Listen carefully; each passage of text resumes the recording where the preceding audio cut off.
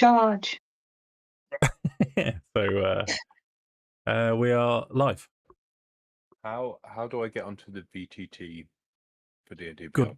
It's a good opening gambit. Session 7 of our starter campaign. If you open your character sheet and then right at the top there should be a little triangle, or at least it'll say launch VTT when you hover over it. And it should take you to a picture of the Caves of Chaos, which is where we left you last time. And it looks like there's two X's over Cave A and Cave B, and it wasn't until today when I came to review it that it looks like you've murdered them in a sort of a stalkerish fashion. There should be like a piece of cotton or string attached to the two, and crazy post-it notes all over, blinking. Scratch their eyes out. People's insanity. Yeah, I'm not that skilled an artist. Perhaps we could get Zach involved. Zach, are you watching? Yeah.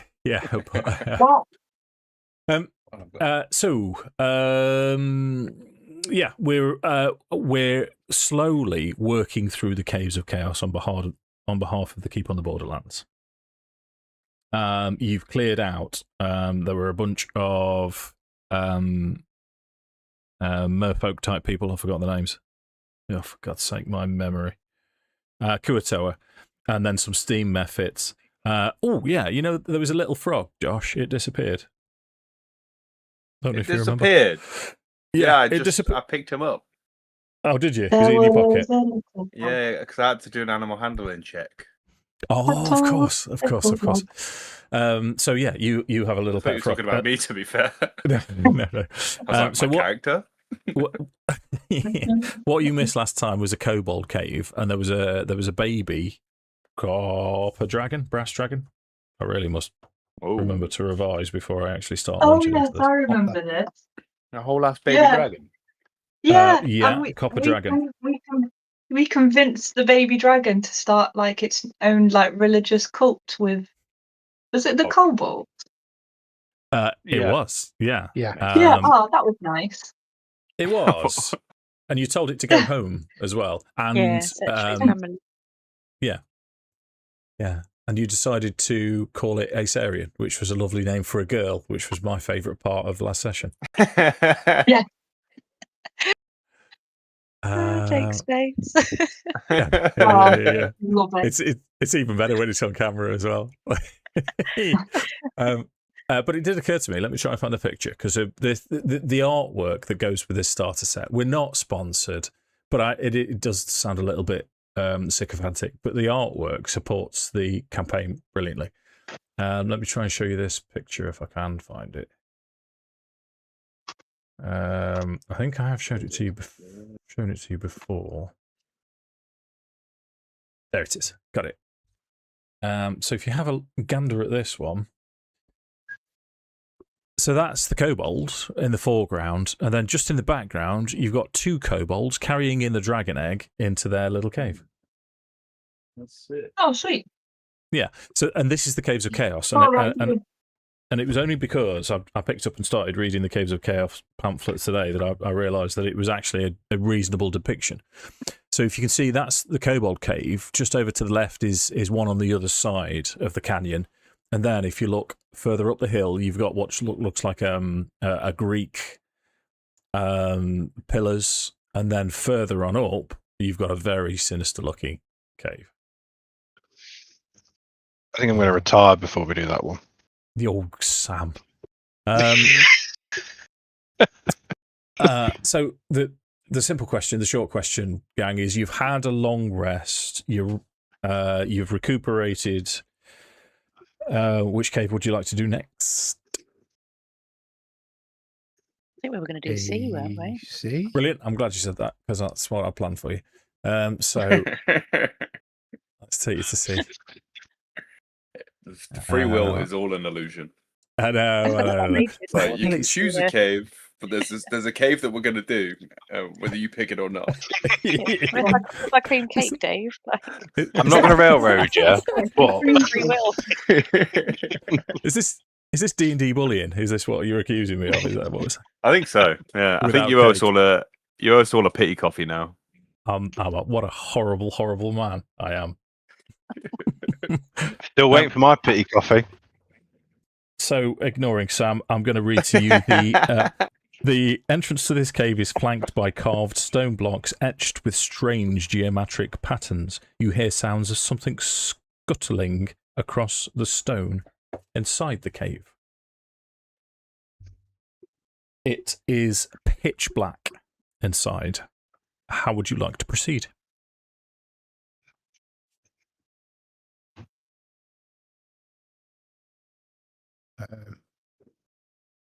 Unless indicated otherwise, Gerrion's just going to start walking forwards because he can see.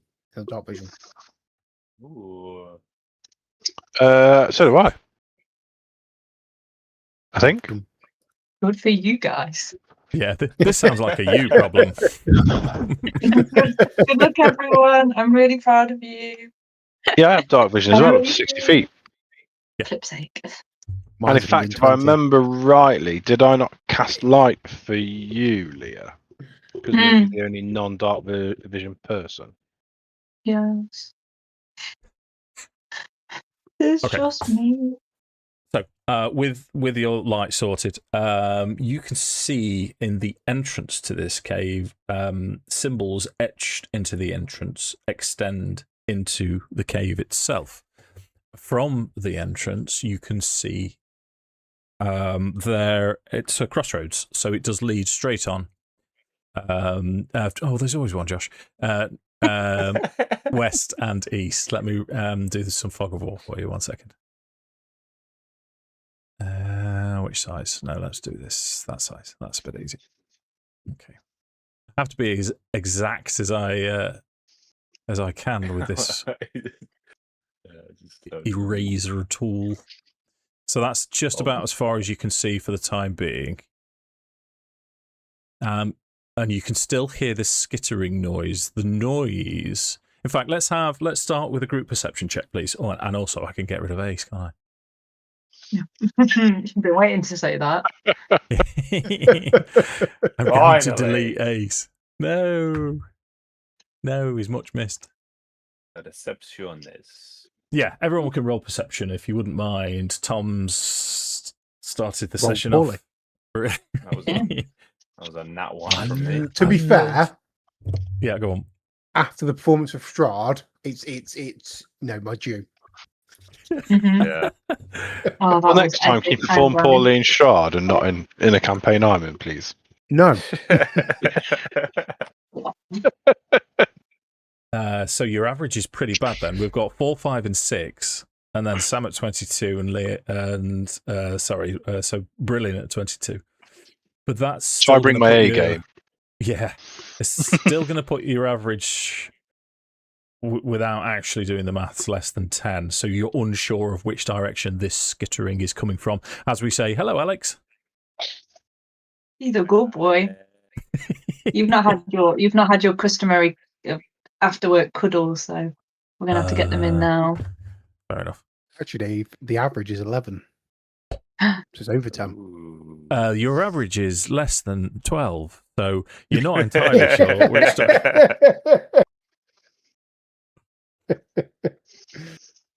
leave me some mystery. Tom, leave me some mystery. No, I was just. That's all I've got. I felt the need to correct the maths. That's all. I do apologize. That's fair. That's fair enough. No, because someone else will. How would you like to proceed? We'll say light sorted for the whole dungeon now. It's just one of those silly things that we have to do every now and again. I think. Well, I don't. Well, maybe I'm overreacting here, but those cracks in the floor. I don't know how. Is that? Maybe I'm doing too much. Investigation check, Josh. So the rest of you, as you sort of stood around thinking, what's going on here? Oh, in fact, I'm going to reveal a little bit more because I don't know if it will pique your interest. So if I reveal the entrance to the cave a little bit with those symbols, your investigation, you've got a -3 intelligence. Yep. I'm a frog. What do you want from me? Wicked. As a line of defense, I am a frog. So with your 9, you sort of press and prod, but you can see there's a few loose bits. It's you're pretty sure it's just chipped flagstone. Okay. As far as you can tell. Gonna stroll on then. Okay. Not worry in my little head. So to the east and west, I'll tell you what you can see to the west first, and then I'll erase the doohickey. You can see half-melted black candles surround a circle of arcane symbols scribed on the floor in white chalk. Scorch marks mar the floor inside the circle. And it looks a little something like this. Ooh. It looks...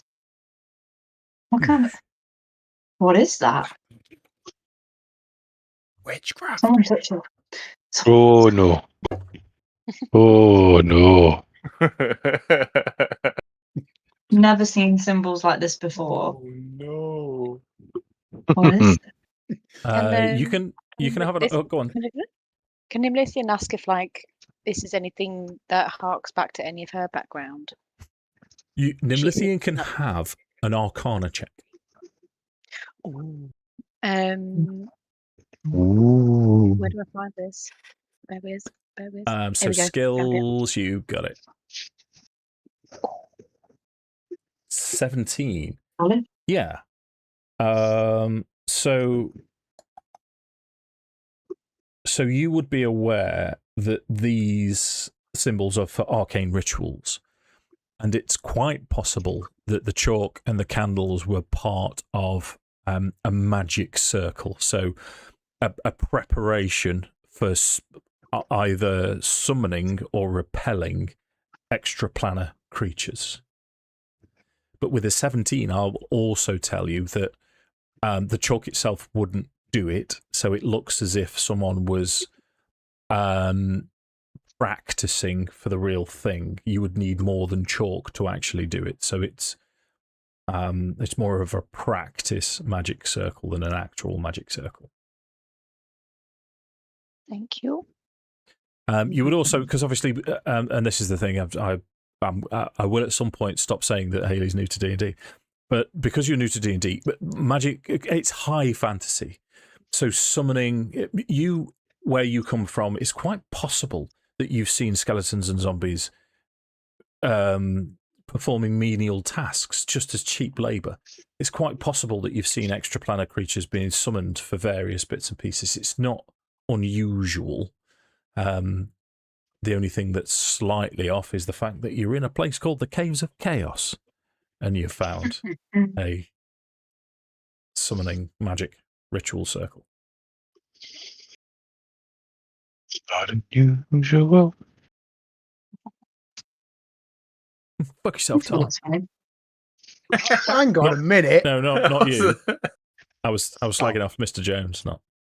Oh. I was going to say. Got the wrong brother there, Dave. Yeah, no. Without provocation, mate, I wouldn't do that. Yeah, it's how I didn't jump to your defence as well. You're a scumbag, mate. Let it burn. Okay, where would you like to go?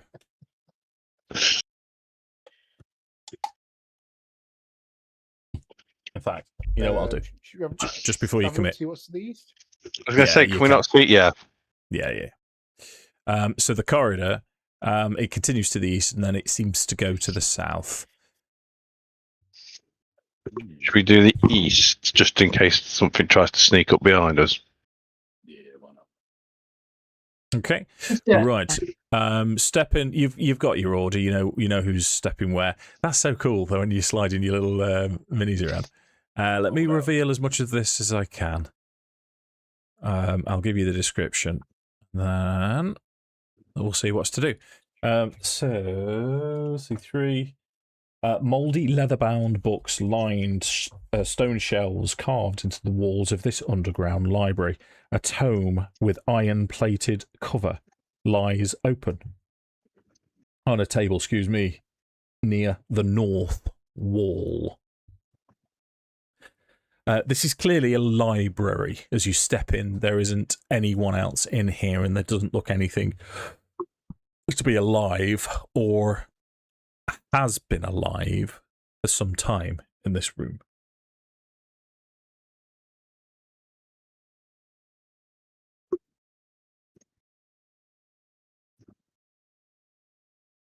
Who can read?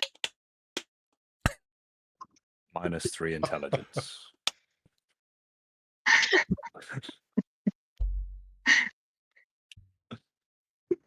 This is killing you, Leah, isn't it? Because this is like Pippa heaven.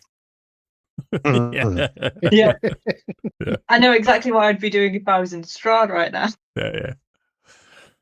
So I'll tell you, as you're going to look through the books, most of them are they're related to alchemy, geometry, and metallurgy.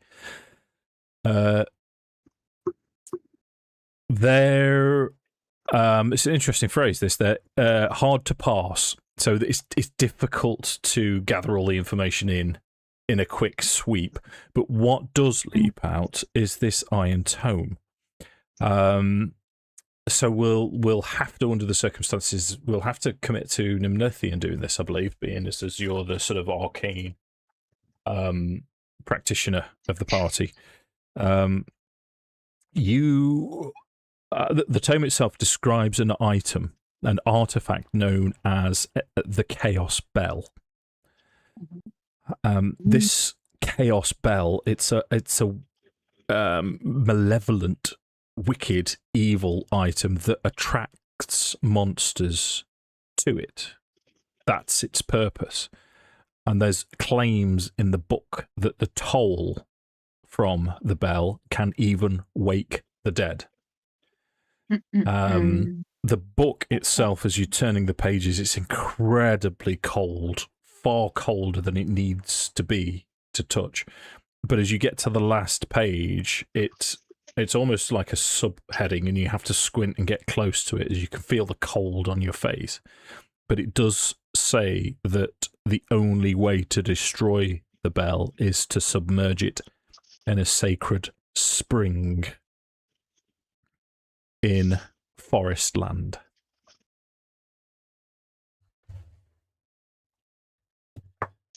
Sacred spring, forest land. Okay. Any clues what that means, guys? Yeah. Would Margery know of any sacred springs kind of nearby? Yeah, I was thinking the same thing. Would that be range skill set? Okay, let's have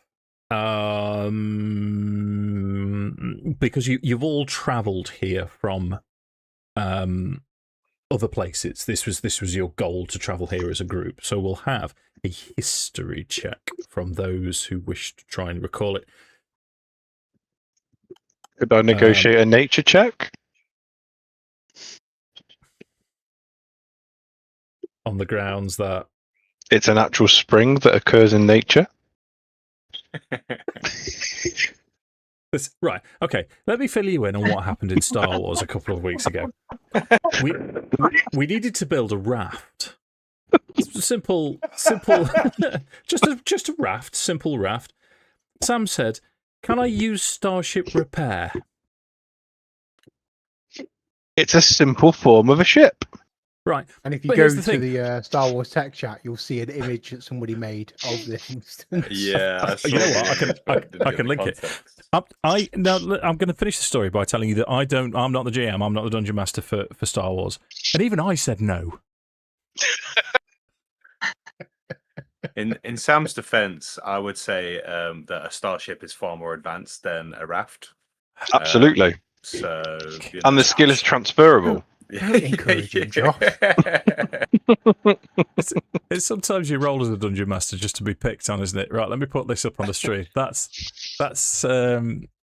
Zach sent this in. He drew this. I don't know if you can see this on the stream. Just go into the Star Wars Discord if you can't. Oh, by the way, if anyone is watching, join our Discord. Come along, Dice and Anger. Yeah, and he did that in about like 5 minutes. It's incredible. He also did one last night because Mark asked me what I was going to do. I said what I was going to do, and he was like, "Are you sure?" I was like, "Well, I'm not now, am I?" I've put that one up as well. All right, let me turn the thing on. So, on a serious note, Dave, as it's a holy sorry, spring, Yeah. Could somebody, not me, because my religion and history are the same anyway, makes no odds to me. Could somebody argue for the religion base? It's supposed to be a holy site. I'm gonna on the grounds that, and this is my reasoning. I don't like saying no to you, but if I do, I like to give it a reasoning. You're not from this area, so the only way you would know of somewhere specific, a geographical location specific to this would be history check. Is reasonable. Yeah.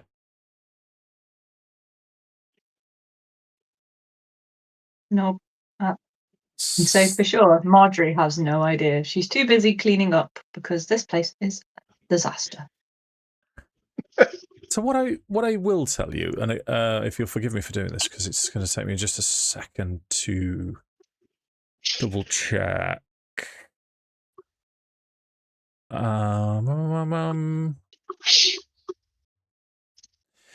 What you do recall when you first arrived on to the Borderlands, there were certain areas, one of which was a wooded area that you didn't investigate, and it would stand to reason that if there was somewhere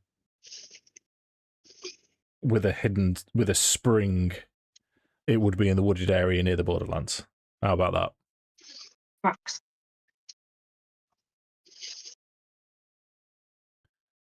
That makes sense. In fact, yeah, I might be able to give you the wilderness map again. Yeah, there you go. Yes. Advance the trail. Yeah. So you went along the trail. You went into the fens and you went into the tamarack stand, but you didn't actually go into the woods. But there is a vast wooded area to the north of the trail. Okay. Sweet. Okay. Also, you know the bell thing. So, like, is it written about a bell in this book, or is it an image? Because the Vandals drew a bell on the temple walls, didn't they? In the back at the bottom. Hayley, have yourself heroic inspiration. Yes, they did. What do I do there? What does that mean? Yeah. What does this mean? So on your character sheet, there should be a space for heroic inspiration. It's basically if you roll a dice and you think, "Oh, that's shit," heroic inspiration means you can roll it again at any point. Cool. Thank you. So the image that the Vandals put on the side of the church is an exact replica of an image that's in here. Mm. Interesting.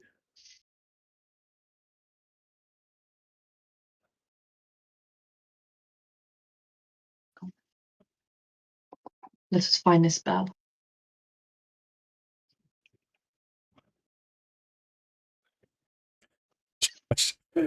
I'm ever so sorry, Josh. I've just got to get this out of my system. You were looking confused then. I didn't know if you were embracing your inner Krik or not. I think I am, to be honest. I'm just feeling all kinds of out of sorts today. No, I'm thinking, I'm like, who are we dealing with here? And I was like, have you guys last week while I wasn't here? Is it a cult that are worshipping, or they want this bell for whatever reason, and then you've just given them Copper Dragon to lead them? I don't see any problems. The Copper Dragon was a very nice young lady. She And was. The intelligence. Okay. Well, and the kobolds were very nice too. She just wasn't sitting in her power, you know. She just was letting other people steal her claim. Not cool. Not cool. We don't like that. Yeah. Okay. And I'm sure she'll be grateful for any like supportive empowerment that we gave her at the time. So what did the book say again that the bell does? Did it say what the bell does? It says we need to destroy it by taking it to this special spring, sacred spring in the woods. Yeah, wake the dead, can't it, or something? Evil attracts monsters and can wake the dead. I wonder if that's what the ogre, because we keep hearing about this ogre, don't we? That's getting an army. Why? I wonder whether the ogre wants the bell. Yeah. Why would whoever is searching for the bell, or why would they advertise it on the side of a church? Mm. Do they have the bell? Is that a threat? Maybe. Maybe they're manifesting the bell because they can't find it.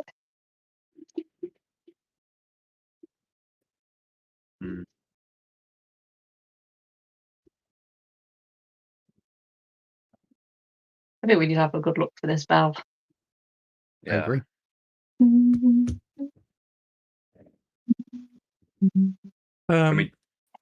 Go on, sorry. I take it we can't take this book with us. Can we take this book with us, the Iron Book?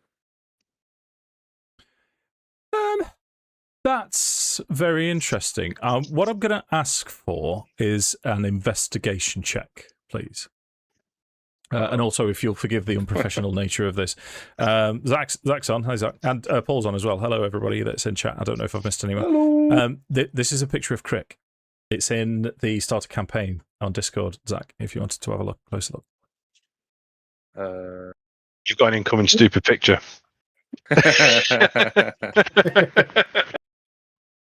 He's cute. He's just a happy little guy. Look how happy he looks. His feature that appears a lot that was my fault is he likes to lick his own eyeballs. He does. He does indeed. Ooh, dear. -2. Okay. -2. I love that. Okay. What I'll do then, Josh, is I'll sort of play into that a little bit and say that Krik is quite convinced that you can just pick the book up, but you clearly can't. This book is fixed to the table, but you can't figure out why. And it gets to the point. It gets a little bit awkward. Sorry, Josh, you rolled a natural one. No. As the book opens, it's almost magnetic. So both of the covers of the book stick, and you try and lift it up and nothing happens, but you can close it and you can't lift it, and it opens and then closes and you can't lift it, and you spend a good 20 minutes trying to figure this out while everyone else is sort of tapping their feet. Probably gets to the point where I'm just trying to take out the desk from under it. I'm just smacking at the desk with my bare fist, just trying to punch it. On the verge of tears. Krik, I think it might be time to leave. We'll come back a bit later. It's okay. We don't need to take it right now. How can a warrior as strong as me be beaten by a book? Because books aren't about strength. They're about intelligence. What are you trying to say? That you have more strength than intelligence, clearly. Go on. Well, you've just spent 20 minutes trying to lift the book. The book has clearly superseded your strength, and your intelligence is yet to catch up.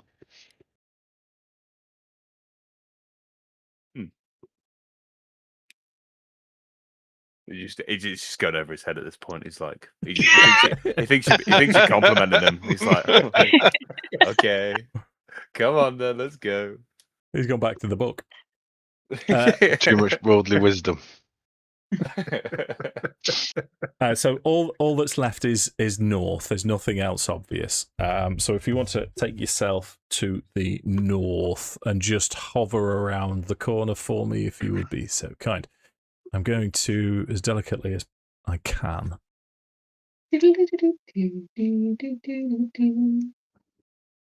Oh, that was a... Oh, what's... Is that... Beethoven? Yeah, I believe so.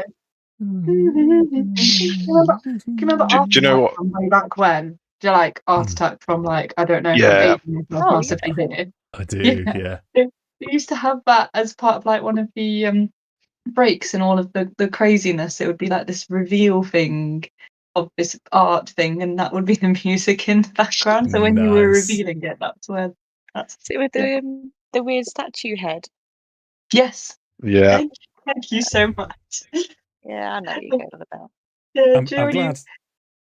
I'm glad people get the reference. I'm glad you went in that direction and not Bob Ross. To be honest with you. No, I'm not cultured enough for Bob Ross. Art Attack's kind of where my artistic impressions sit. That's as arty as I get. Yep, amen. So along this corridor, you've got a door to the north, and then you've got a door all the way to the east. What I would like you to do is to sort of put yourselves next to the door in the north as you make your way down down the corridor. Happy with that? Yeah. You see in this hallway a massive tentacled grub with dozens of legs creeping along the ceiling of this long hallway. Let me give you this image. Ooh. This is another D&D classic, Hayley. This is known as a carrion crawler. No, no, thank you. You've turned into Sam. Caught on. And because you're level 2, what I'm going to say to you is one of them drops from behind you as well. So, Bastard. would you all like to roll initiative? No. Yeah. Roll a dice. Right. Mm-hmm. Let me know when you've all rolled. What is wrong with me? I think today you could probably add up all the rolls. I probably have done like 5 rolls, and it's probably less than 10. Oh, in terms of like the that's dice not what I rolls. want. I think I've got alert. Josh. Oh. I mean, it'll only bump you up a bit, I think. Oh, it's only 2 points for you, really. I don't know if it would actually get you anywhere on the list. It's all good. It's all good. Thank you. Well, let me start the tracker for you. So we've got... Yeah, no, it wouldn't make a difference. No. Wait, I'm not prepared. Wait, okay. I think that's the whole point, isn't it? Yeah. So Margery's the first to react. What would Margery like to do? Margery is going to cast Bless. So that's a D4 to attack rolls and saving throws till the spell ends, which is one of our Earth minutes. Well, one of our D&D minutes. And she's going to give that to Nimlithien, Krik, and Brillin as well. Okay, seems reasonable. Next to me. So you guys can add D4 to any to hit roll, saving throw, or saving throw roll while Margery is concentrating on this, Leah? Yep. Mm-hmm. I'm going to give you a blue ring for concentration then. Thank you. Oh, cute. Any movement bonus action? Let me see. Oh.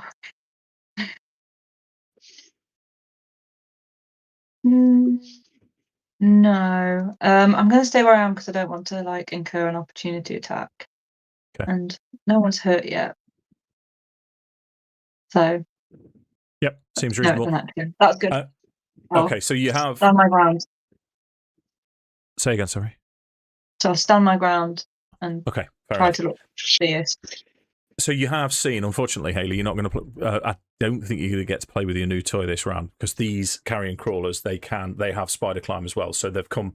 If you think of them sort of crawling along the ceiling and then on the wall, and then they're now at ground level, which is where carrion crawler number 2, which is the one at the back, is. Now, these are unintelligent creatures. Normally what I like to do, I like to be relatively fair with my death and murder.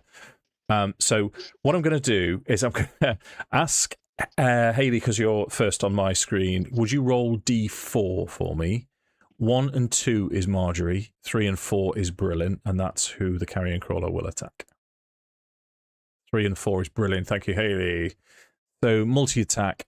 It's going to, you see these tentacles that are wreathed around it, and they snap out with, as it rears up, they snap out like whips. Sam, would Brillin make a Constitution saving throw, please, as these tentacles collide with you? Constitution saving throw. What's your D4, Brillin? Oh, yeah.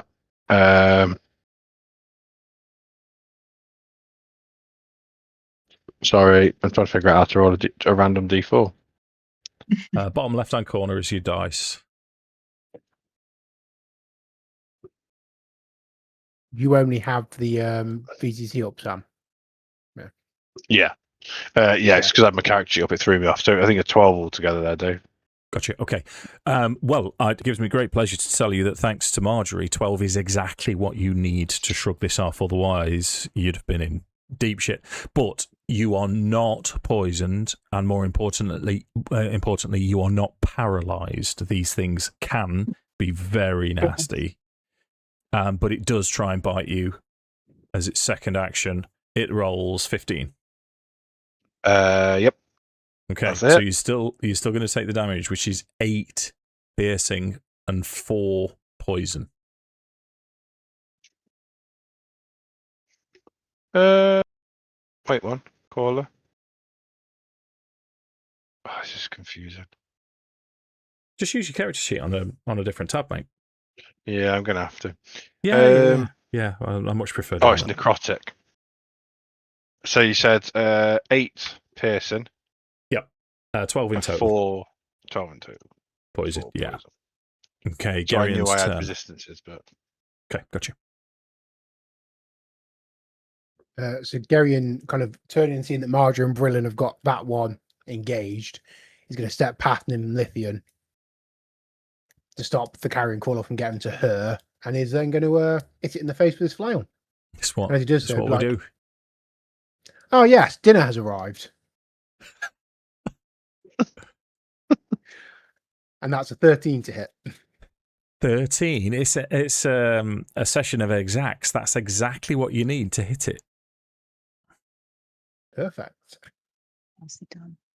So it takes 7 points of damage and is sapped. So it has disadvantage on its next attack roll. Wonderful, thanks. You might have to remind me of that, but excellent. Anything else from you? But now that is it. Thank you. Okay, Hayley, Nimlithien's turn. Yeah, lovely. So I'm going to join Gerrion. Nimlithien's going to come forward to engage with Carrion. Crawler number 1. I have activated that activate innate sorcery this time, Dave. Am I allowed to do anything before I start? Yeah. What do I do? Well, the first thing you need to do is not step forwards, Hayley, if I'm perfectly honest with you. Oh, no.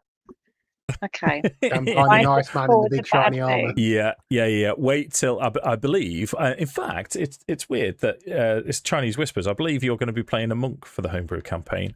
When you play that, that's exactly what you need to do if you're playing a melee class. But I'm going to move you back because this, we're learning how to play D&D. You're a squishy caster. You stand on the back ranks. I might even take an extra step back. Beautiful. Ooh. Pippa condones this action. Continue. So you've activated bonus action to activate your sorceress spell, my lad. I have. Yeah. Which means I have advantage on attack rolls. Is that right? Correct. Okay, so that means so for the spell that I'm going to go for, I'm going to go for Sorcerer's Burst. Mm-hmm. And I can't remember how to turn that into. Does it automatically turn it into like an advantage? I don't believe it does. What you'll need to do is either, if it's the computer, right-click on the to hit modifier, and it should bring up an option of advantage, disadvantage, and then it'll ask you if you want to roll it. Lovely. Okay, Parfait. here we go. Trebian. 15. Okay. Well, that was so that was a normal roll. That wasn't an advantage roll. So let's practice this advantage roll. And we'll just take the first roll of the. I know what I'm talking about. Let's see if we can get you it's rolling ticked it with this time. advantage. It's ticked it this Yeah, time, Dave. you got it. You got it.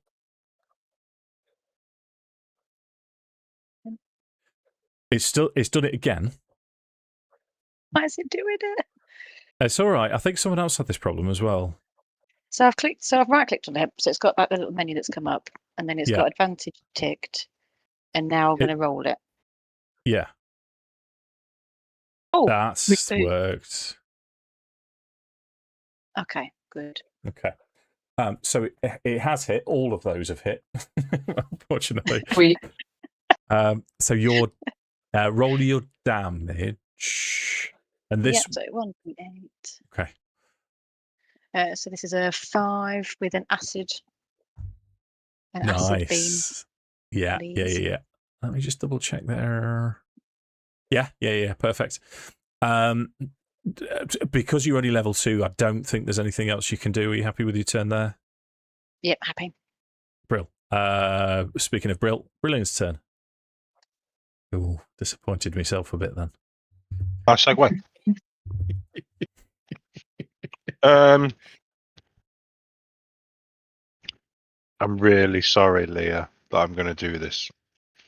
As a bonus action, I'm going to cast Zephyr Strike. Okay.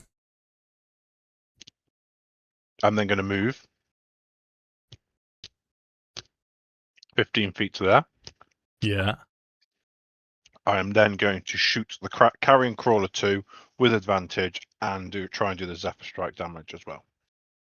Does it negate opportunity attacks? Yeah. Okay. Go for it. And I can only do this once with the extra damage. Okay.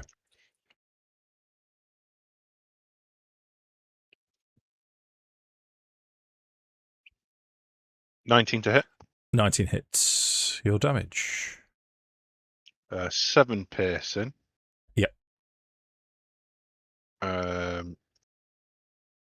6 force damage, and it is slowed. 13 damage. Gotcha. Brill. And I'm concentrating. Okay, let's put a. In fact, can you put a. Thank you, dude. That's going to be bonus action movement. Krik's turn. Done. Yeah, man. I am going to jump right on into the fray with my boy Gerrion. Okie dokie. So I'm going to do the classic, want the old spear on the arm, give a prod. Go for it. I hope that I roll more than 6. Go. Oh, it was more than 6. It was 7. 12 to hit. Were you one of the beneficiaries of Bless? Was, yeah. Yep. Thank you, Margery. Yep. I got you. To roll anything. I roll 3. That puts me up to a 15. So for the second time on a single cast, you've turned a failure into a success. Bless is working for you this combat. Your damage, please, sir. And I need to make a con save? Yes, please, sir. Okay. DC 12, I believe. Okay, these things are pretty hardy. He's rolled 16. What a schmuck. Okie dokie. We'll have spear damage. 1d6 plus 3. Oh my goodness. That's 5 damage. Yep. And then I'd like to follow up with an unarmed strike for my bonus action as well, please. Sure. I'm loving this VTT, Sam. I quite like it as well. It's very very smooth. It's pretty good. It's properly intuitive as well. Nice. 20. Dirty 20, that is. Dirty 20 hits. Bash. Oh my goodness. 4 damage. Okay. It's all right. The hags are dead. 3 out of 4. 3 out of 4 hags dead. You know, I'll take it. I'm just sorry to Hayley and Sam for my performance tonight. I hope you can find it in your hearts. Sam. Sam doesn't deserve an apology. Talk about it later. Yeah, I do. We'll talk about this when the stream's off. Josh, while you're rolling dice, would you roll another D? Would you roll a D4 for me, please? 1 and 2 is Gerrion. 3 well, and 4 sorry, is Tom. It's probably going to be a 1. That's fine, mate. No, watch it be a fucking 4 now. Listen. Oh, it's a 3. Stop hitting yourself. Stop hitting yourself. Okay. Just turn that on. So that is going to be. Sorry, I'm playing with the VTT. That's going to be Krik then, I believe. 3. Yep. Yeah. So first thing I would like you to do is a Constitution saving throw, please. Are you sure? Constitution. D4 to it. Is it everything or is it? It's not one. Yeah, just attack rolls and saving throws is bless. I threw it up. My God, I have not given Bless enough credit in my time playing D&D. I think it's an underrated spell, isn't it? Yeah. Yeah, I like from watching other people play and from looking at. I think it's one of like if you've not got like Spirit Guardians up or something like that as the cleric, the other thing you should have up, well, would be a good idea to have up is Bless. Yeah, Sanctuary's overlooked as well. Those I used to cast Sanctuary a lot on my over Redemption Paladin. Yeah. So because of Bless for the 3rd time now, because you failed with an 11, you needed the Bless. You are not poisoned or paralyzed, but it is going to try and bite you. It rolls poorly. I would interpose 12. my shield. Sorry. Oh, that's all right. I didn't hear a thing, Tom. So it misses, takes us top of round 2, Margery. Margery's been abandoned. Whoa. That's what I was shaking my head at. Abandoned is a strong use word. I'm level 2 ranger. You say strong, I say accurate. If Margery does die, I have got a backdoor option for her story, so it's going to be okay. But I'm really sorry, guys. I don't know if I'm just being really super dyslexic, because I'm not being very clever today. I would like to potentially use one of my channel divinities. Mm-hmm. Okay, the one I'd like to use is Divine Spark, but I don't know if it's me being dyslexic or the wording is confusing me. So it's a magical action. You hold your holy symbol at another creature you can see within 30 feet of yourself and focus divine energy at it. Roll 1d8 and add your wisdom modifier. You either restore hit points to that creature equal to the total or force the creature to make a constitution saving throw. On a failed save, the creature takes necrotic/radiant damage, your choice, equal to that total. On a successful save, it takes half as much. So that would be healing, wouldn't it? Yeah. So I could roll a d8 and heal somebody nearby. Yes. Yeah. Or Okay, cool. Or if you use it against an enemy, they make a Constitution saving throw or take damage, but you roll. Okay, cool. Thank you so much, guys. Like I say, I'm not clever. Oh wait, I can hit things with a mace. And that scales quite nicely when you level up as well. Sorry, I completely forgot I had a mace. I've got a mace, guys. Pain.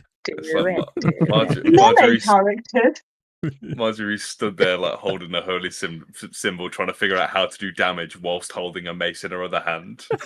Yeah, like quite literally, it's what just happened. Reading a Bible with a mace on her shoulder, like.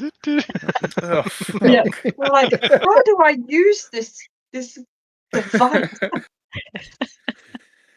This is great. All is well. All is well. All is well. So, reminding herself that she's holding her flipping mace. I'm going to try to hit the thing in front of me. So, Brillin leaves. Margery stands there, considers herself, and starts to reach for her holy symbol, thinking that she could disengage, and then looks over her shoulder and sees Nimlithien. And if she moves, Nimlithien is going to get attacked. And that is unacceptable. So she steps centrally and tries to hit this thing with her mace that she's remembered that she's got. Okay, lovely. Heroic. 7 up. She's gonna miss. Absolute Gonna slugger. miss. Yeah. She misses. That misses. As you step bravely forward, we'll have these tentacles sort of wrapping around the mace, and you just manage to pull it off, but it knocks you off your swing. You do have bonus actions, though. And my bonus action will be a healing word to Brillin. Okay. Oh, it's nice when you help your teammates, isn't it? Thanks, pal. Yeah, not abandon them. And that's 8 points of healing. Cheers. And she steals herself. Right. While you've still got your dice handy, then Leah, Carrion Crawler 2 would like to ask you to make a Constitution saving throw as these tentacles that are still wrapped around your mace, just to see if they flick and make contact with your skin to see if you are affected. Nice. Constitution saving throw. Yes, please.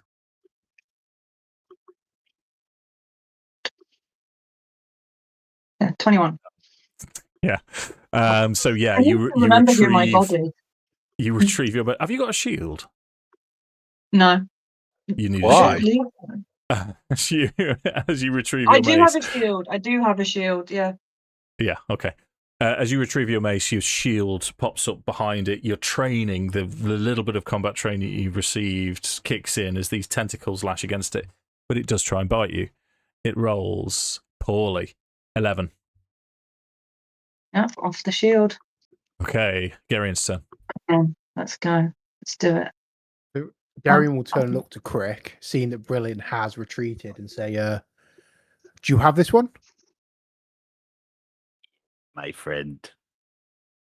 Wonderful. And then Gerrion's going to move 5, 10, 20 feet to stand next to Margery, Okay, so incurring the attack of opportunity. Yeah, so we know this, Hayley, if you recall, because he's moved out of threat range, he's moved out of base-to-base contact. The Carrion Crawler can use its reaction as an opportunity attack. Everyone gets a reaction, and it resets at the start of your next turn. Because the other thing that you missed last time, Josh, is Gerrion has +1 plate mail now. Oh, shit. Oh, yeah. At level 2. At level What 2. the Level 2. fuck? How did you do that? Roll the dice. He's aimed Because apparently players cheat, Josh. That's how we did that. 17 is the opportunity attack, which I'm not even going to look. I'm just going to carry on. Gerrion carries on. Also, in my defense, Dave, protection does say when a creature you see attacks a target other than you within 5 feet. So I would suggest I need to call that before you roll the dice, which is why I tried to jump in quickly. Yeah. Yes, that's why I said I'd pretend I didn't hear it, but yeah. And then, I'm going to tweb Carrion Crawler 2 in the face. Go for it. I think you've got this locked in now. I did, again, with the spiders, I made that difficult. I've made this difficult. These things are pretty tough. They've got a lot of hit points left, but let's see how we go. That's a natural 1. That's a natural 1. So I'm not going to have consequences for natural ones just yet. I might consider it at some point, but I'm going to go swiftly on to Nimlithien's turn. Hayley, what would Nimlithien like to do? I'd like to try keeping with Carrion Crawler 1 and go for another Sorcerer's Burst. Seems reasonable. I'm going to try and do advantage properly this time, first time round. Come on. Oh, Yes. look at this. Nice. Okay. Well, you would have rolled a natural 1 for your first attack, so the advantage 20 hits. Your damage is 6, chipping away, getting there. So it's if you think of it. Do I still have Bless? Is that the thing that I still have that I didn't use last time? Yeah, you've not needed it yet. You've not had to use it yet. Cool. The D4 counts for a D20 roll onto hit and saving throws. You can't apply it to damage, unfortunately. No problem. Yeah. Okay. So I always like to fights like this. I like to envisage sort of classic Sinbad the Sailor or Jason of the Argonauts type situations where they're jabbing, and you're being surrounded by these large creatures. But it's going well so far. I'm assuming, Hayley, that's your turn done? That's my turn done. I'm going to stay put. Okay. Brillin's turn.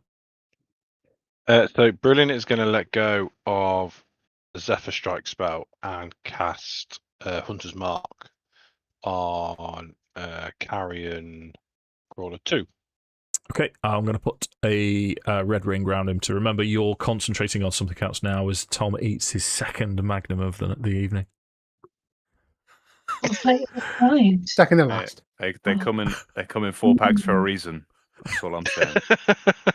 Six packs, dude. We went next level. Yeah. Damn. Why stop Everyone at offer. two? My rollers here. And then I'm gonna shoot it with my longbow because that's what I'm built to do. Okay. 23 to hit. 23 hits your damage. 10 points of piercing. 4 points of force damage. 14. It's a good build, mate. Sweet. Yeah, there's nothing wrong It's with just a a ranger, dude. Ranged ranger. Yeah. Ranged ranger. Turn. Yes, mate. Krik. Rinse and repeat, please, my good sir. Go for it. Oh, see, now I want a magnum.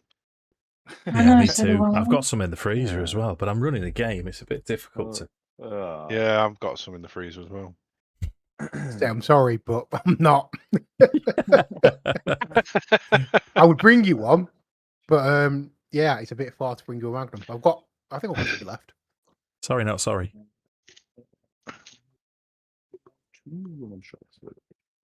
I'm gonna also flurry of blows for the extra unarmed strike as part of my bonus action.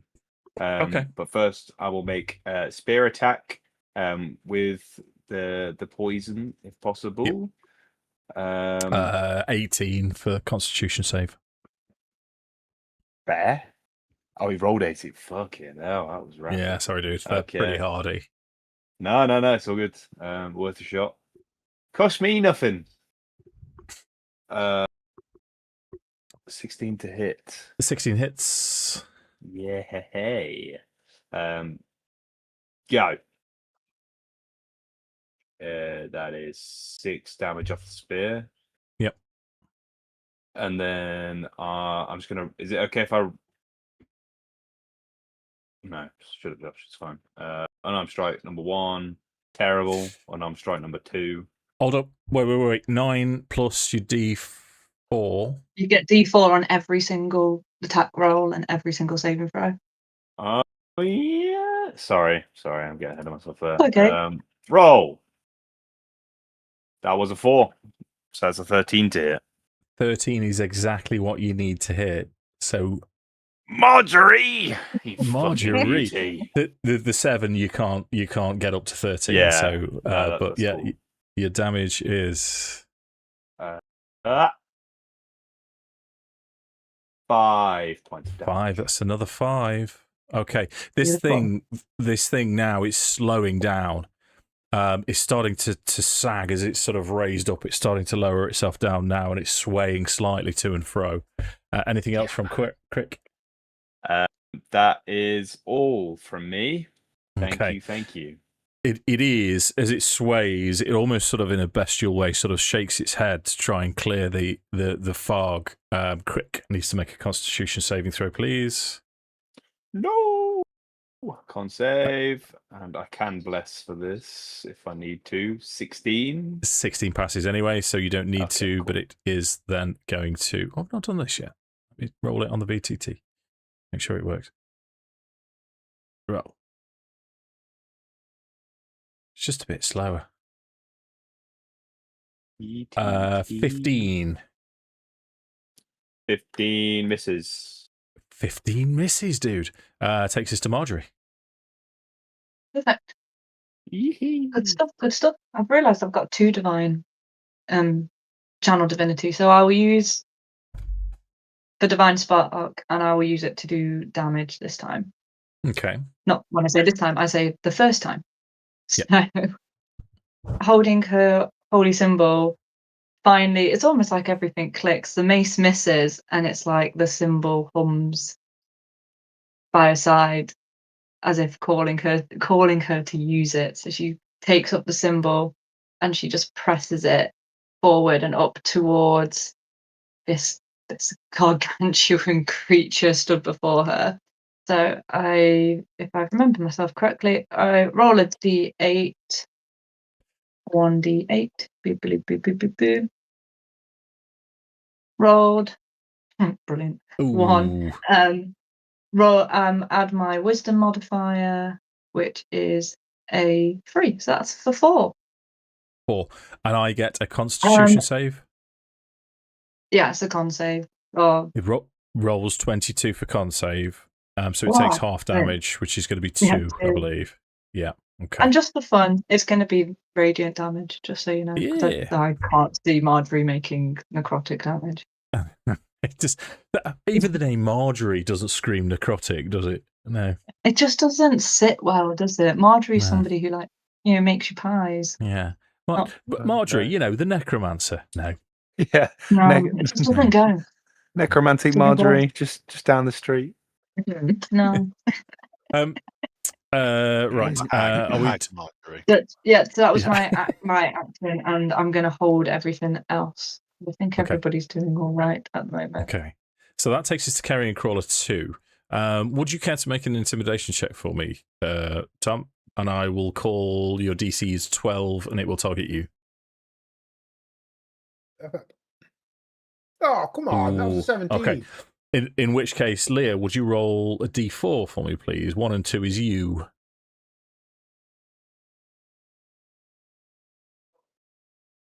God wills it.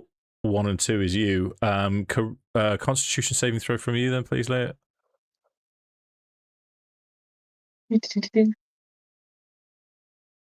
Oh, shit. Cool, 6. Okay. Did you see it roll?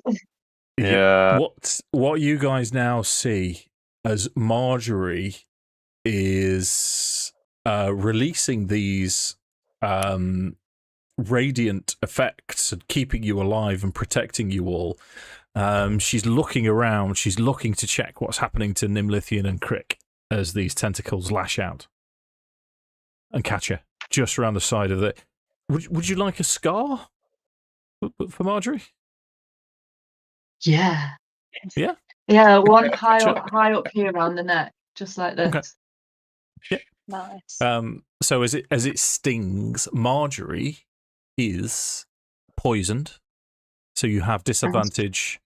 You can repeat the save at the end of each of your turn, and you're also paralyzed, which means you're incapacitated, which means you can't do anything. Your speed is 0. Your saving throws automatically fail strength and dexterity. Attacks against you have advantage, and any attack that hits is a critical hit. The Carrion Crawler is then going to try and bite you with advantage. I interposed my shield to make that standard roll, please and thank you. Well done, mate. Yeah. So what I'm going to do is re-roll it as single dice. It's still a 17. You get me. Okay. So the crit damage. I'm going to say that bless will drop as well because I'm incapacitated. Yep. Correct.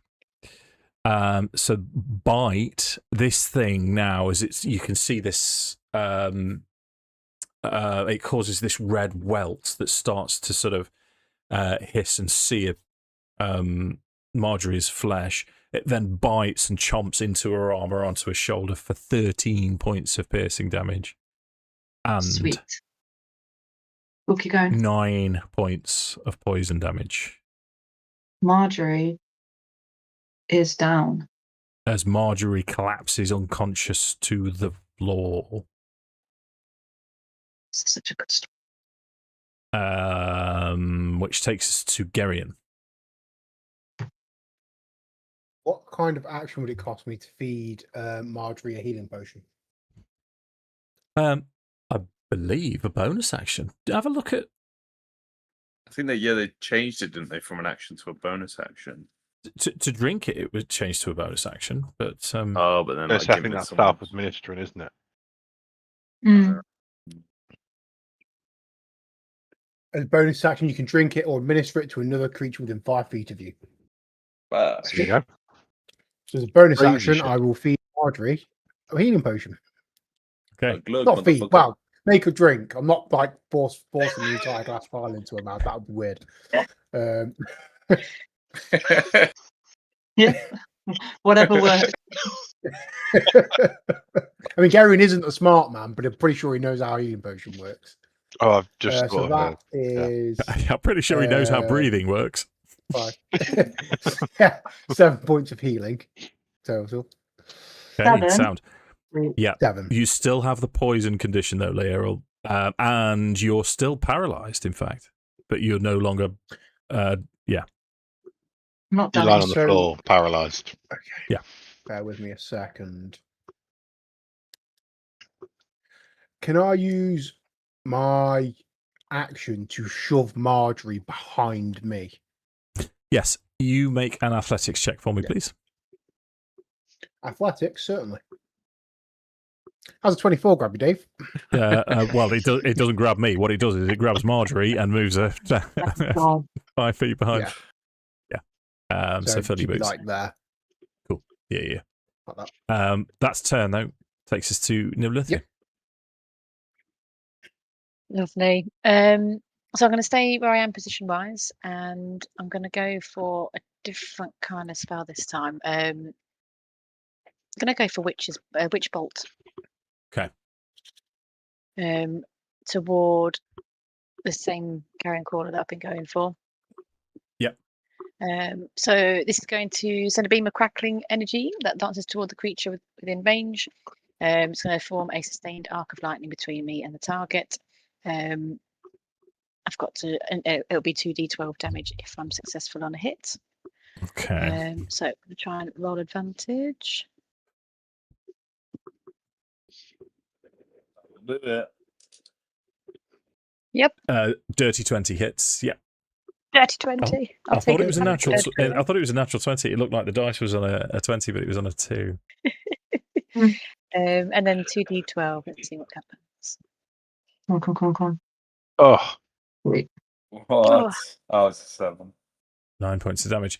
Okay, so what I'm going to do is I'm going to put a blue ring round you, Hayley. That means you're concentrating on something, is what we'll use.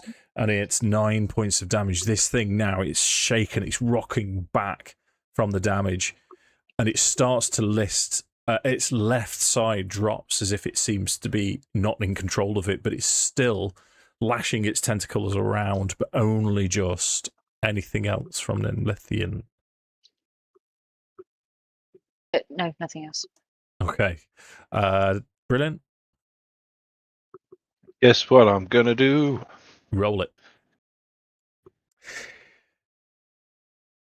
There we go. Woohoo! That doubles with Hunter's Mark as well, doesn't it? Yes, it does, sir. 14 points of piercing damage Okay. and 11 points of force damage. So 14. 5. It was on 22. How would you like to kill it?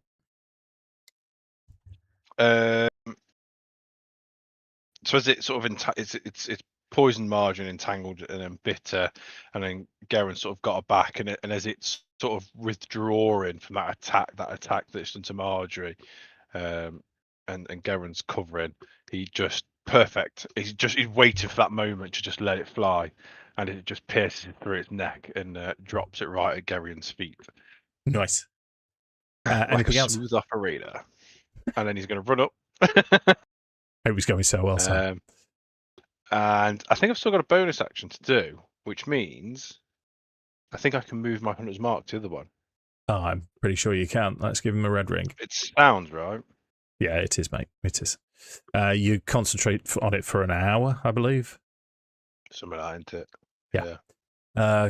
So, Krik's turn. It's yours to finish, Josh. Let's go. Rinse and also repeat. Spear with a la poison. Mm-hmm. Go. Bullshit. 16 to hit. 16 hits, and he's failed his constitution check. He rolls a 6. Chump. Have 2d4 poison damage. See how you like that. That's 3 for the poison and 9 for the spear. Okay, how would you like to kill it? Yeah. It's almost like he's seen what his mate's just done to poor old Margery, poisoned her, and he's like, mate. He's not going to say mate, but he wants to see how he likes it for a change, how he wants some of his own medicine. And so he just takes one long, like draws a spear like down his arm again, but just takes his time doing it. As you can see, this kind of it's starting to like list over, and then he's just going to like almost like slash at the side where it's kind of like leaning, and again the poison kind of seeps in, takes hold. These black veins start to appear, and then it just kind of like slumps over onto the floor. Okay, nice. And I'll give it a last kick as well. Yeah. So as you give it a last kick, you can see Margery. She sort of rolls over to the side, starts blinking, and you gain control of your faculties again. Margery's looking pretty rough. There doesn't seem to be anything threatening you where you are, but it, if I may be so bold, it doesn't feel particularly safe in a corridor right now. What would you like to do? I assume it'd be a medicine check that would have to be rolled to try and understand how long this might last. The paralysis. Excuse me, goodness me. It's until you pass your saving throw. So it's she's rolled out of it now, so she has recovered. Oh, okay. Yep. Are you down a lot of hit points?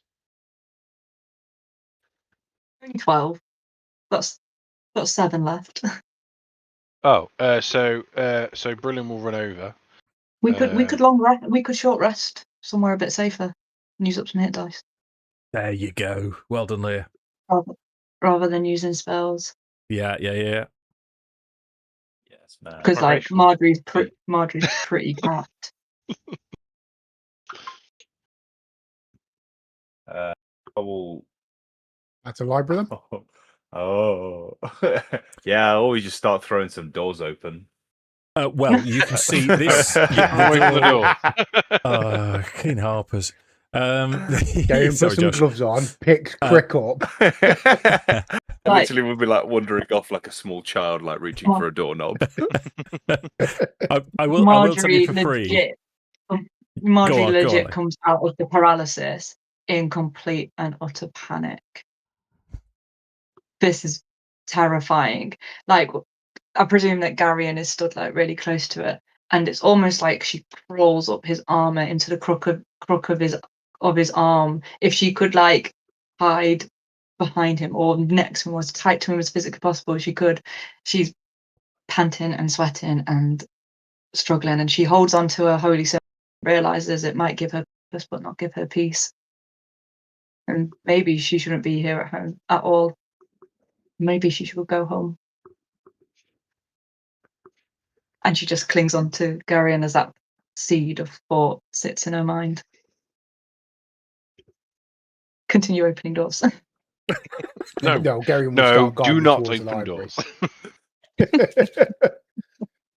Master Brillin, perhaps you should bring Krik along. I've got him under one arm.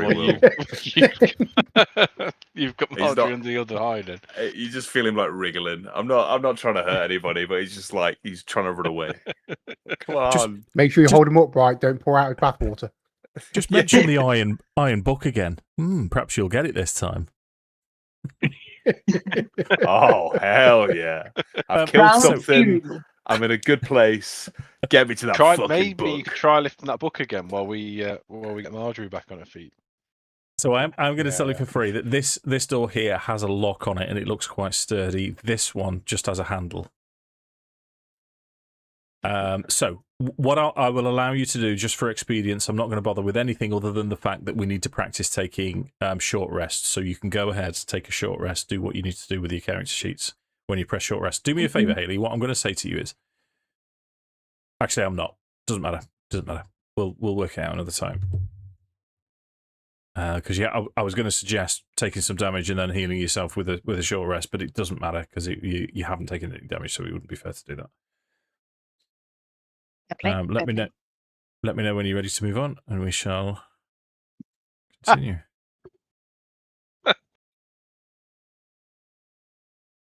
Perfect. Thanks, team. Oh, I'm the only one that saw the message, aren't I? Whilst everyone's taking a short rest, please refer to the starter set campaign chat. That's sick. Or artwork by Zach. Dude. Talk about intelligence. Dude, that's yours to keep. That's so fucking cool. Thank you very much. Thank you very much. Is Zach done that? Yeah. Thank you very much, Zach. That's sick. That's actually unreal. That is so cool. He's obviously been doing that for the last however long we've been playing. Hour or so. Thanks, Zach. With a natural one as well. That's so good. Yeah. A book about intelligence. I bet, mate, that might be a new screensaver for my phone or something. That's so cool. It is. It is. Right. So, all rested up. You've got the option of as two we're doors. kind of taking the rest, I think Gerrion just says to Margery, "It's okay. Just stay behind me, and you'll be fine." Taps his armor. This is what I'm here for.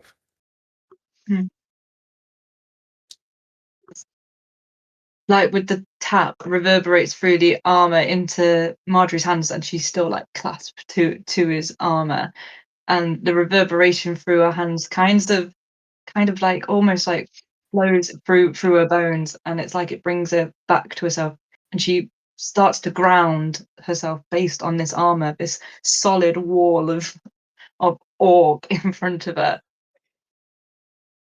and that grounding expands her vision that I was closing and narrowing to the point where she can see the room, and she can see the books, and she can see Nimlithien and Brillin and Krik trying to move the flipping book that he seems to have been doing this whole time. And in seeing the normalcy of this particular moment, she calms and she breathes, and she kind of nudges. You know, like when you're a teenager and you're embarrassed that you've had done something emotional, she kind of like nudges Gerrion with her elbow and goes quite sheepishly off, feeling much better. Good times. This won't be a core memory that haunts her later, I'm sure. Scars achieved, Leah. Scars achieved. Yeah, I know. This is great. So, two doors? Should we go for the one without the lock first?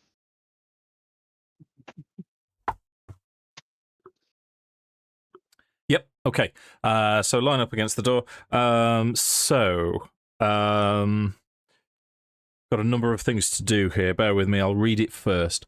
As the door opens, and it opens quite easily, the latch, the handle just pushes down and the door swings inwards. Esoteric apparatuses and strange reagents line the work tables and shelves in this laboratory. A cyclopic creature paces about the room before a chalkboard. A floating sword guards the creature. So my next job is I'm going to reveal this image to you. Can we quietly close the door and walk away, please? You cannot. As this creature, and it's from upside down as it's holding this chalkboard and chalk, and it's twitching, just looking round at you. Oh, no. And then you can see it focuses, and as it focuses, this iris, this cyclopic iris, focuses in on the dead carrion crawler at your feet. And its head then reverts back to normal as it snaps up, and it's an inhuman gesture. And then it starts to grin, which is even worse. Can anybody speak Undercommon out of interest? No.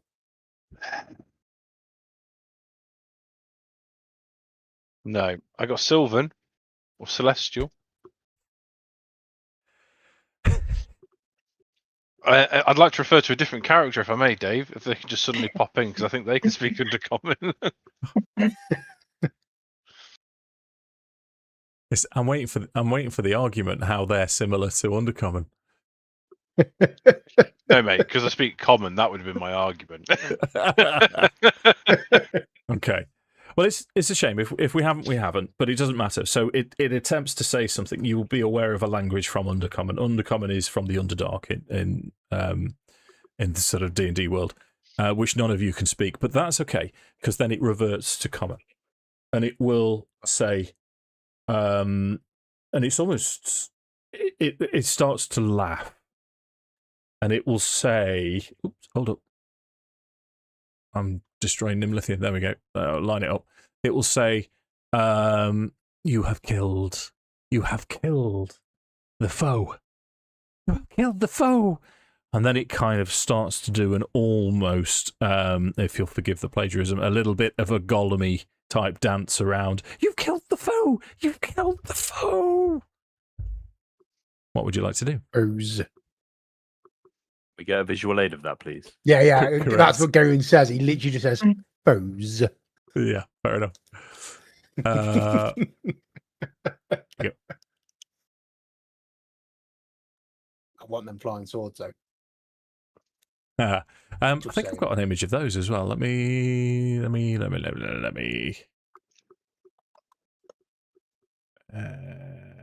Because there's so much artwork in this set. There you go. It's. Oh man. Yeah. Damn. Yeah, Proper because gnarly, that aren't they? doesn't hint that he's not a good dude. Yeah, because his face is a peach. Okay, what would you like to do? Can we take control of this floating sword in any way? Make an Arcana check for me, Hayley, please.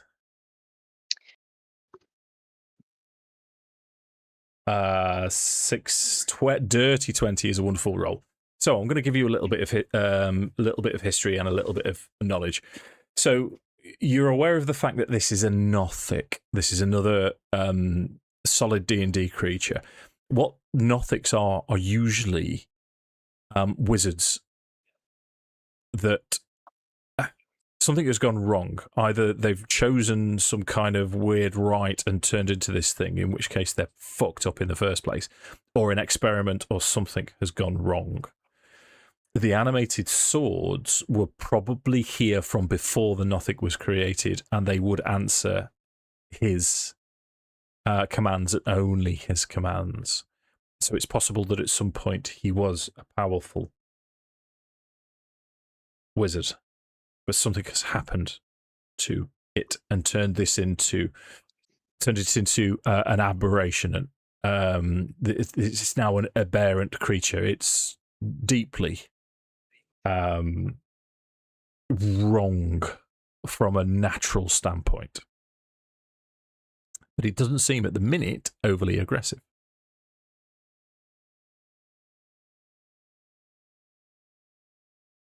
Is that answers your questions about the sword and a little bit more? Okay, happy with that? Yeah. Mm-hmm. You go and roll 20s. That's what you get, I think. Thank you, Charles. Maybe he knows. Gerrion's going to look to the more charismatic of the party because he's he's a big orcish brute. He's not a clever boy, and he's not particularly well. He's a little bit charming, but he's not particularly charming either. This is when we really need aid. Yeah. Mm. Me and my -2 charisma. Come on. Oh,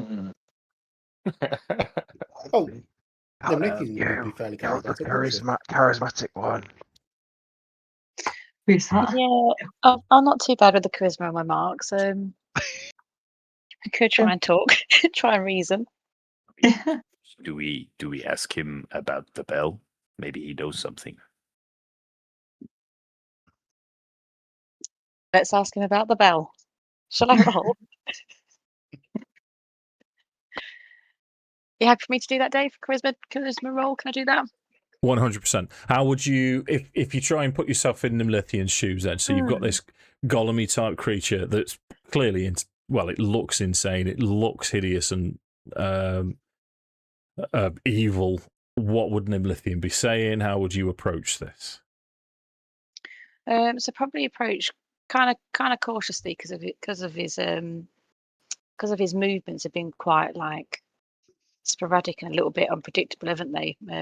So probably kind of a real cautious kind of couple of gentle steps forward into the room, and she'd probably introduce herself, sort of reassure of meaning no harm and just sort of in a quest of information, really. So yeah, probably that kind of approach to see if it sort of prevents him from becoming too flying off the handle. Wonderful. See if he can which gain is a bit. perfect. So you make a persuasion check for me then.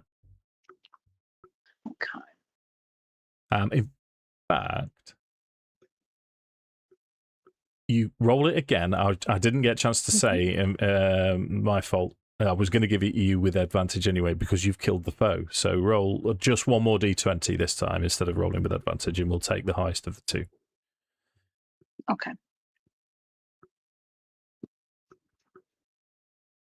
There we go. 18. So it kind of remembers that you're there. It seems to have forgotten that you're there. And then this sort of screeching, high pitched voice, it will say, "Oh, Nimlithien, wonderful elven name. I've forgotten my name. It was so long ago. So long ago. You deserve a reward." And he'll point towards, there's a table just behind him. In fact, he won't point to it. What he'll do, there's a key on it. He'll grab the key and he'll throw it to Nimlithien. And he'll say, just round the side, there is a cage. Open the cage. There is treasure inside. It is yours. Take it. It is yours. Insight check. Okay, go for it. 16. 16. He seems genuine as far as you can tell. This is an incredibly alien being. He isn't. He's turning his back to you. He's quite happy to. He doesn't see you as a threat. And with a 16, there's no reason that you can think that he's trying to send you into a trap or trick you.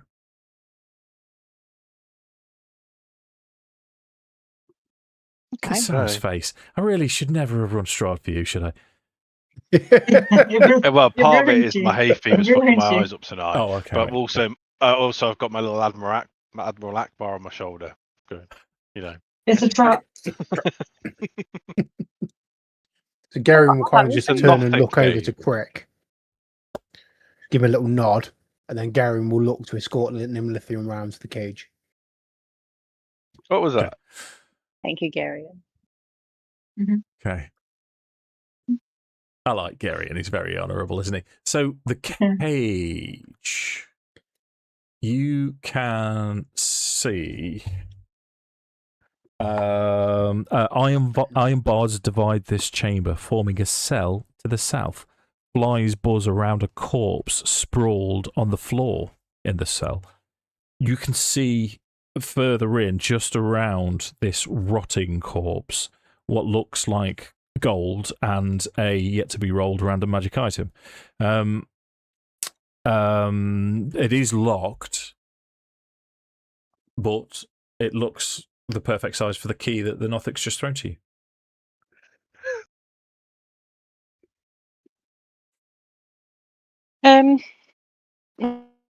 I'm not as cautious as you guys. I'm just gonna go and unlock this. I'm gonna step forward this key. I haven't been scarred by what you've been scarred by yet. Never played Strahd. I'm going Is to that a open third the Strahd key. campaign we're in there, Dave? Always play Strahd. Hayley, would you roll D20 for me, please? Yes. It's +2 plate mail. Yay! There has been an update from Zach, and everyone's got a moment. Oh, okay.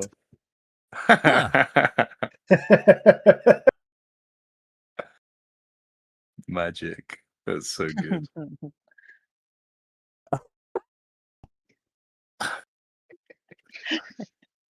That's quite the song. Yeah, man. Let's take that up. Because why lick the eye closest to your mouth?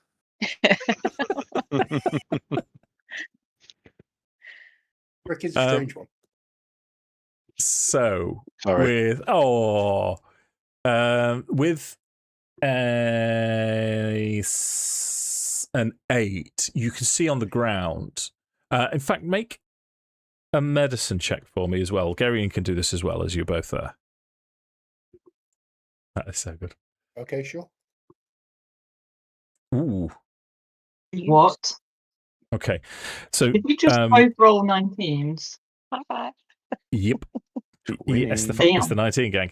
So both of you at the same time, and in fact, we'll lean into that a little bit. And you look at the corpse, and it's the corpse of a dwarf, and you look at each other as you both realise that this thing was killed by some kind of necrotic magic. Perhaps it was Margery. Some kind of necrotic damage. And you, from your success earlier, would know that the Nothic is capable of such necrotic damage. But you also see lying next to the dead dwarf a very stylish embossed and shiny mace. Mace, you say? Mace, you say? A mace, maybe? Perhaps that mace could be for me. Nice. I'm just auditioning for my next character, Bard. Gerrion will gingerly pick up the mace. You said there was gold as well, Dave? Yep, 60 gold pieces. Alrighty, I'll have that for party funds. And Gerrion will turn to Nimlithien and kind of just shrug. While those two have been around the corner, I think Margery's just been watching the Nothic. What's the Nothic doing? It's just turned his back on us and is just doing what?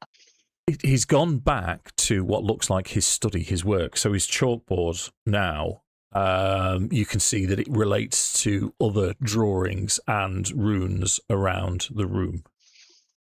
And he seems to be researching.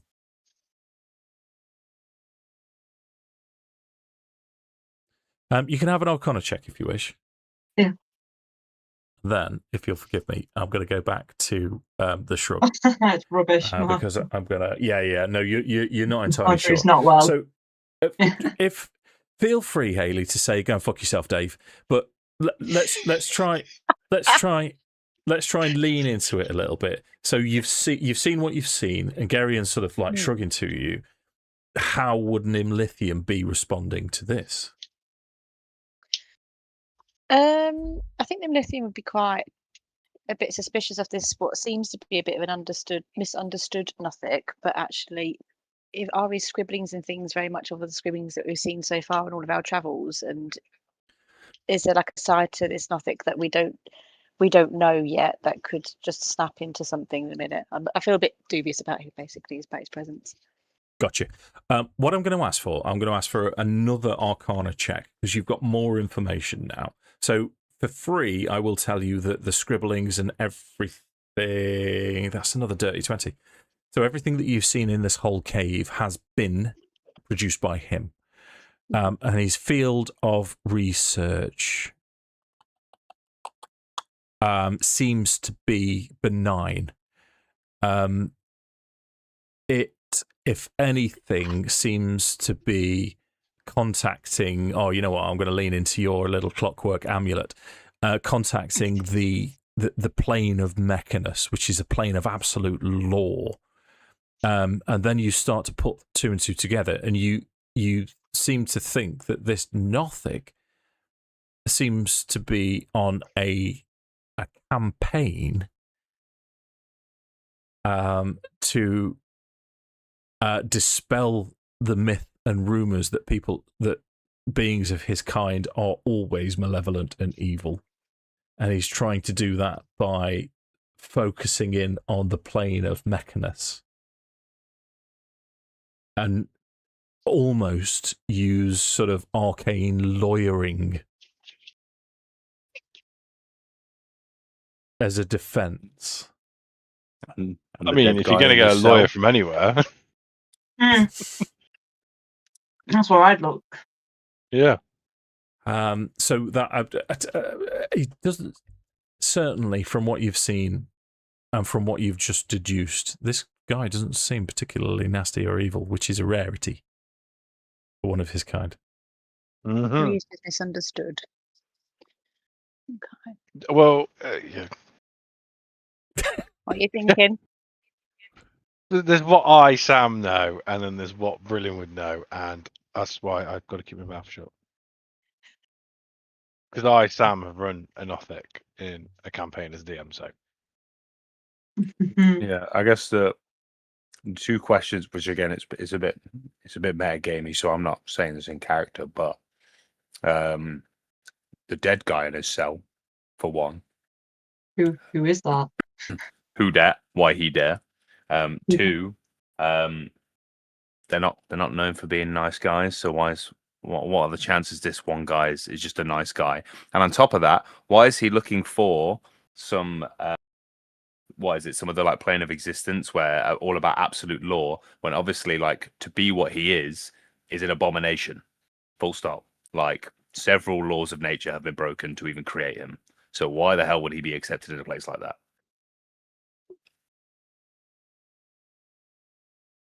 But hey, unless he was the dwarf. The dwarf is just his body before he was transformed in whatever manner. We should ask him. Or was the dwarf like a test? Is he trying to practice bringing people back from the dead as he got the bell? And it's just not worked yet, or it's gone wrong.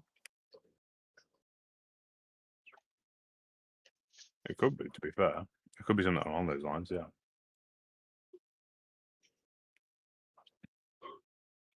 I think Are we going to ask him? Margery wants to ask him. I think, yeah. As I say, I think the main thing is me, Leah, and Sam aren't really privy to what you've seen, so we don't want to be pitching in and being like. But I was already suspicious. Have a sidebar. Have a sidebar. The rest of you, because he's, but yeah. So you can all be involved in this. Yeah. I think the main thing that needs to happen is somebody needs to talk to him.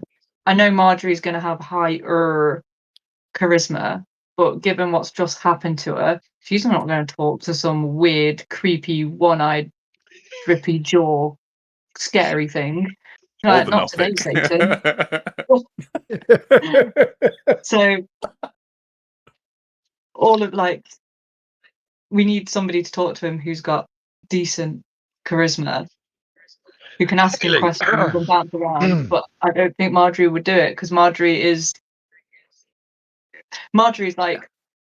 still pushed up against the wall, trying to make sure nothing gets behind her, freaked out. You're not going to be like, "Hello, weird creature. What are you? What are you doing? What's the numbers about? Also, the dead dude. What is that? Who is he? Where is from?" Have a pleasant day.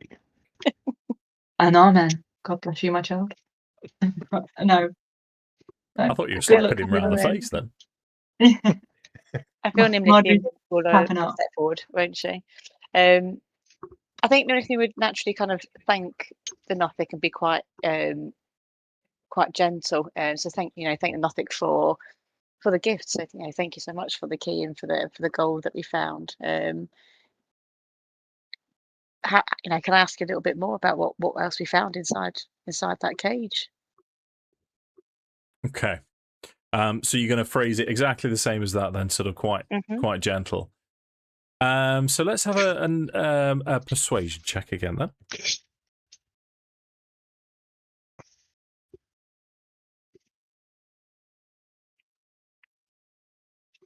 Okay. 11. What you're going to get for an 11 is as you start by saying thank you. It's sort of thank you for the kindness, and it's sort of looking over its shoulder as you're addressing it, and it'll sort of nod and say, "No problem. You're welcome. You're welcome." And then it goes back to its work as you continue and ask.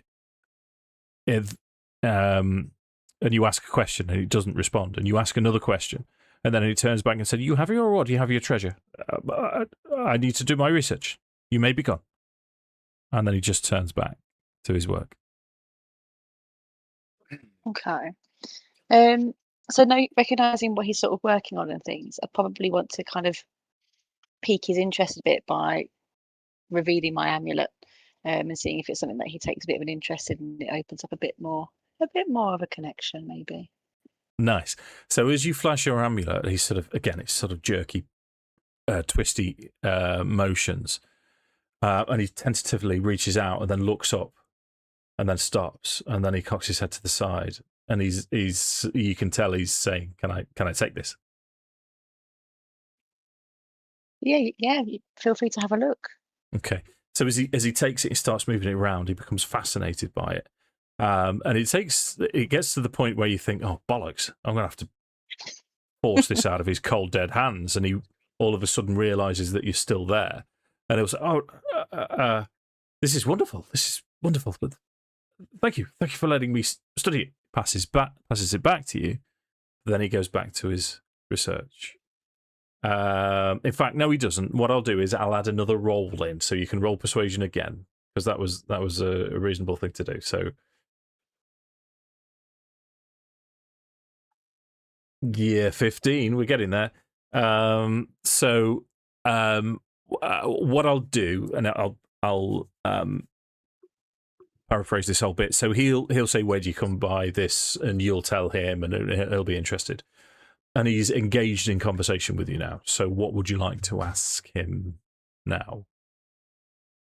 Want to ask him. So I've noticed sort of some of your drawings and your symbols and things that are around here. But what are these for? These are part of your research.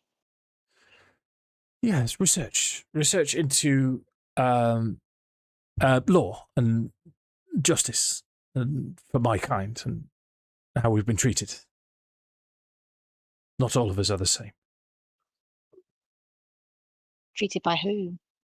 Everyone.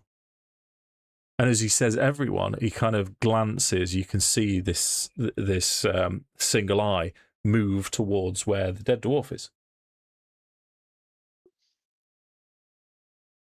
How did you know this dwarf? This dwarf, same as others. Thought he knew. Thought he knew what? He attacked. We are here researching. I had to defend myself. Is he going to take your research? He was going to take my life. Take your life? Was he interested in your research, or was he more interested in gold? He was interested in gold and treasure and plunder. And he saw me, and he attacked. No questions. Not like you. So he didn't show an interest. I'm sorry.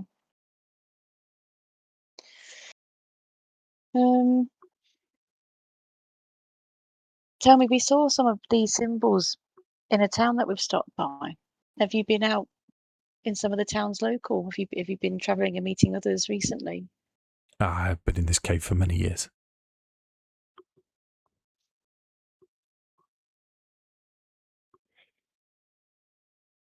So I think, Nimlithien's going to struggle a little bit. So he's quite vague, and tell you the way he's like coming across.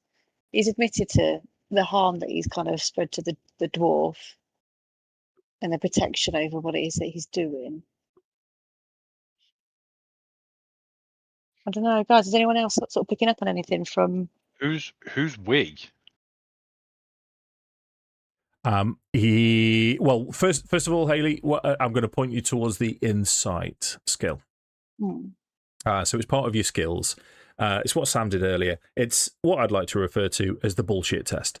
So if you're talking to someone or you're privy to a conversation, you can roll insight just to see if you spot sort of cues.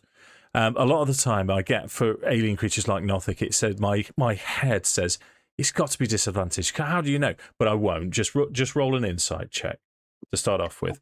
And to answer your question, Sam. Okay, so you've rolled a 6 for your insight. As far as you're aware, and this creature now, he will once more say thank you to you for stopping and listening and asking questions. It's something that he's not used to. You're sold.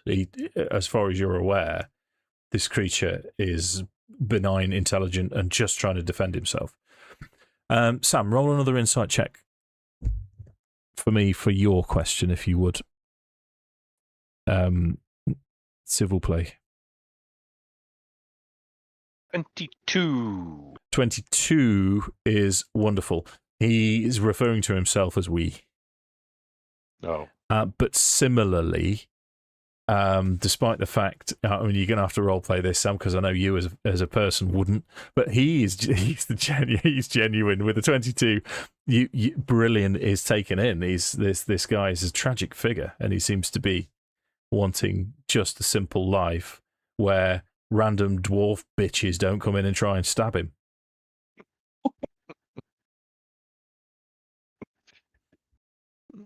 Okay. So, so Brillin will say, who's this we? And obviously gets the answer of me or whatever he has answered him. And he'll look to the group and say, he appears to be telling us the truth. Which, not that I know much of his kind, has thrown me off a little.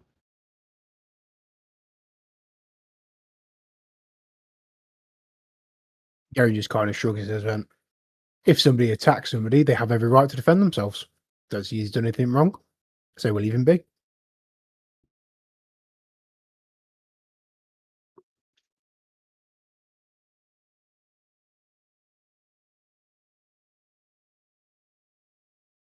I think that makes sense. Yeah, I think I'd probably just ask him about the doors at the end of the corridor. I'd be like, the door at the end of the hall out there, do you know where it goes? What we will find on the other side? He'll say, so his attention spins round to Krik as he will say, yes, the idiot dungeon master thought the key was for there, but it's not, it's for that room. And there is more treasure in there. Help yourself. Oh, that pesky dungeon master.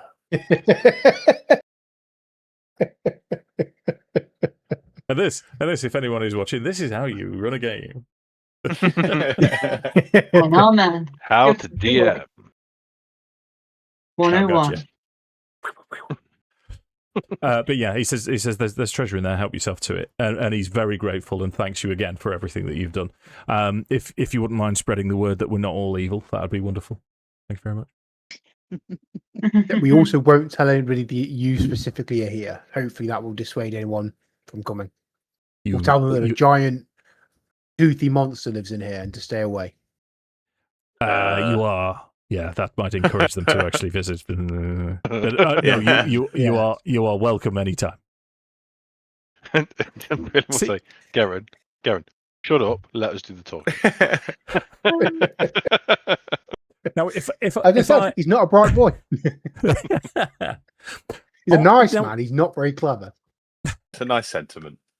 So we've made friends with a Nothic. Is that basically what just happened? I guess so. Well, because the other thing... Nothic, what is your name? We have forgotten our name, if you wish to call us a name. Big Eye. Shame Jake's not here. Baldric. We'll call you Baldric. Baldric. You name me after a stylized codpiece? Stylized codpiece. One of my best friends is called Baldric. Is it a halter, or is it a isn't Baldric? Baldric is Blackadder. Oh, is it like a sheath for a sword? Actually. Oh yeah, Baldric, like so it's like a shoulder mounted. It's like a leather strap that you would have a sword sheathed in, but it's not like a sheath. It's like a shoulder strap. That makes sense. In which case he will say, yes, it is true. And he goes back to his research and he just thinks to himself, as he's talking to himself, he will say, I have a cunning plan.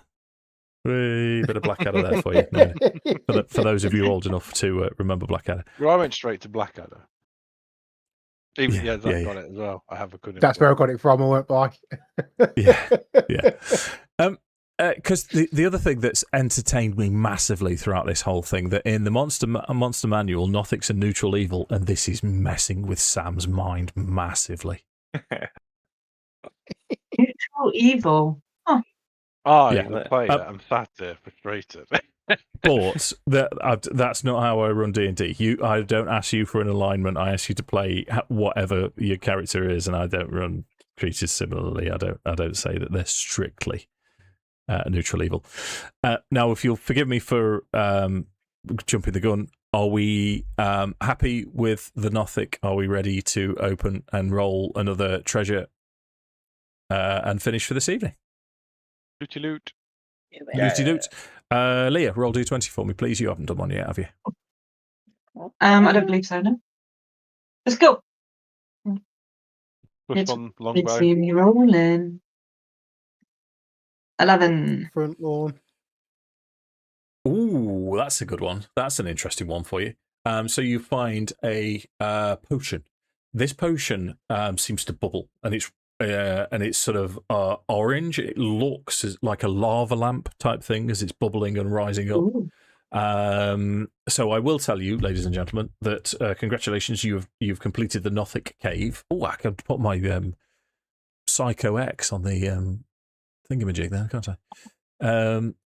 So I thought you meant like you had an ex-person that you were dating who was a crazy person, and then you've got transposed the picture of that person onto the cave. That's where I went with that as well. Yeah, I feel like we all did. Yeah, I was like, Dave, that's not like you. Yeah, Dave, you're married. Move on, man. Jesus. Yeah, like let it go. This was started years ago. That's... No, I mean craft. Yeah, I'm with you. Carry on. Continue. Yeah, sorry. I got excited about drawing on because it's normally me. I'm normally erasing penises, so I'm just happy it's me that gets to draw legitimately. So you found a potion of fire breathing, and the mace is a +1 mace. You can have a long rest. We'll pick it up next time. Probably, I'm going to guess, Cave D. Well, that's pretty bold. That's a pretty bold assumption for you to make, Dave. I think I should just do cave to ruin it for you. This is my mace. I nearly died. I'm gonna. The part of me that wants to do Cave H because complete, Yeah, it's close. Nice fluid movement. Mm. Yeah, it does make more sense. We'll do D. It's fine. No. I mean, to be honest with you, either's good for me. It's not. H. Yeah, D makes sense. H is just because it's a nice motion, but D makes sense. Maybe we just say nothing now, and we'll just see how we feel at the start of next session. Sure. I'll tell you what. I'll read the whole book, shall I, Josh? I like a challenge, which coincidentally is what you fucking are. Yeah. Okay. So we'll finish it there then, ladies and gentlemen, if we're happy. Yeah, another good session. Because the other thing I would like to do, Hayley's already had Heroic Inspiration, so you can't have it again, but I'm going to award everyone Heroic Inspiration because that was really good. You had some really good ideas, nice bit of role-playing, the action was good. Love it. Yeah. Thank you. Thank you, Mr. DM. Feeling unusually generous. Father's Day. Yeah. Happy Father's Day. You've had your McDonald's breakfast and your chocolate from the kids. Sweet. Yeah, you're right. Okay, so we're going to turn this off. Do we need to shout out to anyone? Has anyone? Paul's on and Zach, obviously. Yeah. Oh, and Andy's been on. Hey, dude. Andrew. Is it weird that I call you Dad, dude? Nah, it's fine. Nah. He likes it. Down with the kids. Yeah. And we've had somebody join the Discord. Hey. Oh. Or they're in pending list. I don't know how you set up the Discord. So. Okay. Anything can happen. Right, so I'll turn it off and we'll pick it up. I think, actually, no, let me just see. I know Jake can't look into this, but did we have one in the book? Because I'd like to do that before we finish. If everyone's got another couple of minutes, just to see. So much Strahd in my future. Love it. Right. Christ, it's crammed, isn't it? 13th of July? 13th of July. Let's have a look. Let's have a bloody look. It looks like Jake's on a duty shift, but he might be able to play. Yeah, that's good for me. What date's that? It's a Monday. I know you're on a day shift on the 13th. Or at least he's down as day 13th. shift. No, I didn't hear you say the 13th for some weird reason. Oh, okay. Was that a house full of yeses? I think Yeah. It might have been. Bingo. Damn. All right, let me put it in. Damn. First Put it in try. the thing. Hot damn. That's a nat 20 for organising D&D. Like Yeah, normally like trying to herd cats. Jake's going to throw a spanner in the works just because of the nature of him. Yeah, sounds about right. Well, you never know. We might be able to make it. Right. Cheers. Thanks, everyone. We'll end the stream there and like and do all the internet things. Like, subscribe, comment. Brilliant.